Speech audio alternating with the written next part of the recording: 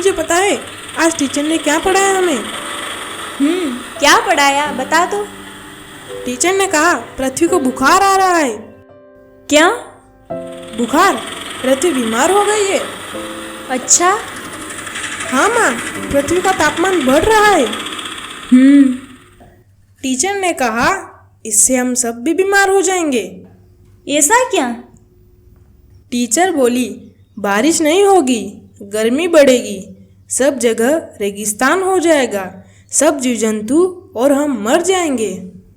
चल ठीक है, इसकी बात बाद में करेंगे। देख तो घर में कौन आए हैं। कौन माँ? गांव से तेरे दादाजी, खाना खाने के बाद मिल लेना।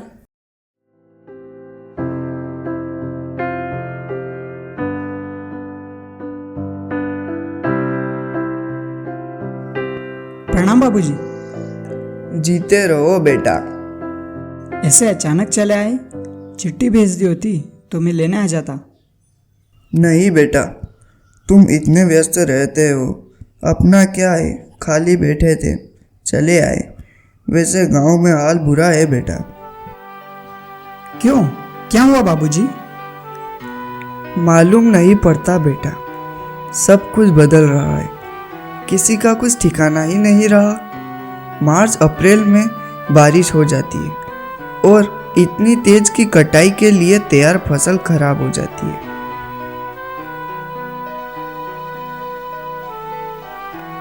जून जुलाई में जब सारा खेत जोतकर तैयार बैठते हैं कि बारिश आए और बुआई शुरू करे, तब बारिश कहाँ है। जानते हो पिछले साल कब बारिश आई? ठेठ सितंबर में। ऐसा कभी होते देखा है? जून जुलाई की बारिश मार्च और अक्टूबर में हो रही है। कुछ समझ नहीं आता क्या हो रहा है। ऐसे में कोई खेती करे तो कैसे करे, मौसम का अनुमान ही नहीं हो पाता। हाँ, मौसम सचमुच बदल रहा है। अखबार टीवी में भी इसकी खूब चर्चा हो रही है। टीचर भी यही कह रही थी, मौसम बदल रहा है, पृथ्वी बीमार हो रही है। दादाजी, पृथ्वी क्यों बीमार हो रही है? कलयुग आ गया है बेटा, और क्या।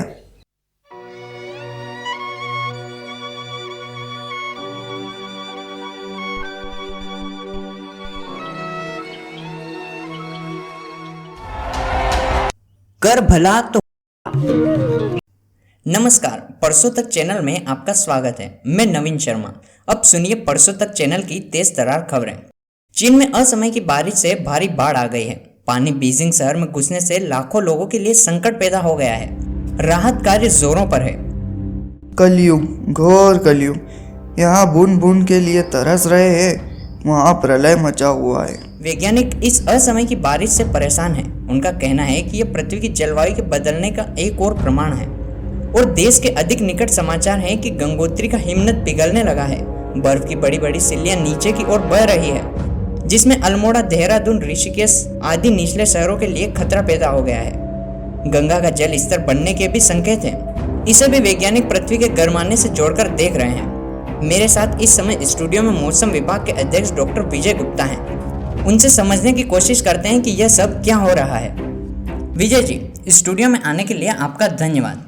अच्छा बताइए, यह सब क्या हो रहा है? एक और बाढ़, एक और सूखा, कहीं बर्फ पिघल रही है, कहीं बेमौसम बारिश। हाँ, इसका तो डर था ही। वैज्ञानिक पहले से ही चेतावनी दे रहे हैं कि मानव क्रियाकलापों से पृथ्वी गर्माने लगी है। ये सब मौसमी परिवर्तन इसी के परिणाम है। विजय जी, किन मानव क्रियाकलापों के परिणाम हैं, क्या आप बता सकते हैं? पेड़ों का अंधाधुंध काटा जाना, धुआं उगलते कारखानों की संख्या में बेतहाशा वृद्धि, शहरों का फैलाव, वाहनों की रेल पेल, यह सभी इसी के कारण है। इन सबसे वायुमंडल में CO2 की मात्रा बढ़ रही है, जो सूर्य से आने वाली गर्मी को पृथ्वी पर ही रोक लेती है। यह कार्बन डाइऑक्साइड पृथ्वी को एक चादर की तरह लपेट लेती है और उसे गर्म करती जाती है। इससे ध्रुवों और पहाड़ों की बर्फ पिघलने लगी है। समुद्र का स्तर ऊपर उठ रहा है, तटीय इलाके डूब गए, वर्षा की परिपाटी ही बदल गई। जहाँ पहले खूब बारिश होती थी, वहाँ बारिश ही नहीं हो रही।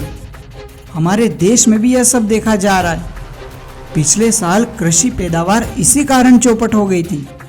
असमय की बारिश से पकी फसल नष्ट हो गई और अगली बुआई के लिए बारिश ही नहीं आई। बिल्कुल ठीक। घोर कलयुग। शिव शिव शिव।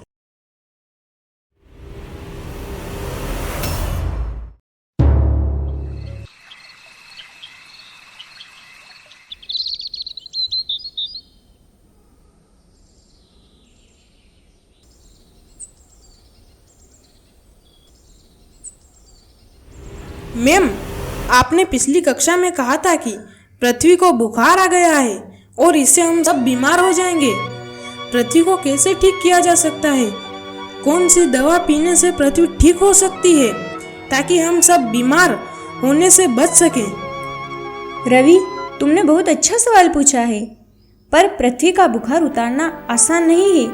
उसका बुखार कई सालों की हमारी करतूतों का परिणाम है। पर हम अपनी आदतें बदल सकते हैं और ऐसे काम कर सकते हैं जिससे पृथ्वी को आराम मिले। वे कौन से काम है मैम?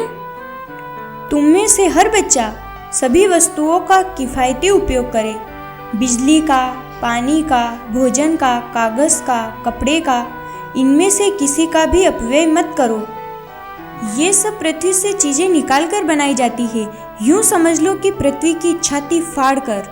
यदि हम कम वस्तुओं से काम चलाएं तो पृथ्वी को कम चोट पहुंचेगी। अच्छा बताओ, चोट लगने पर हम क्या करते हैं? चोट पर मरहम लगाते हैं। बहुत अच्छे। अच्छा, बता सकते हो पृथ्वी के लिए सबसे अच्छा मरहम क्या है? ठीक है, मैं बता देती हूँ। पृथ्वी के लिए सबसे अच्छा मरहम है पेड़ पौधे।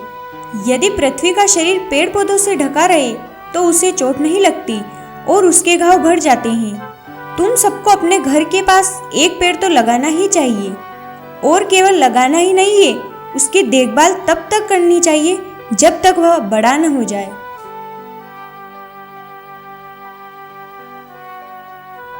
जीवित रहने के लिए वृक्षों का होना सबसे महत्वपूर्ण है, परंतु समय परिवर्तन के साथ पृथ्वी से वनों की मात्रा में निरंतर कमी आ रही है, जो कि पृथ्वी पर रहने वाले प्रत्येक जीव के लिए हानिकारक है। इसलिए वृक्ष बचाएं और वृक्षारोपण के माध्यम से पृथ्वी को पुनः हरा भरा बनाएं।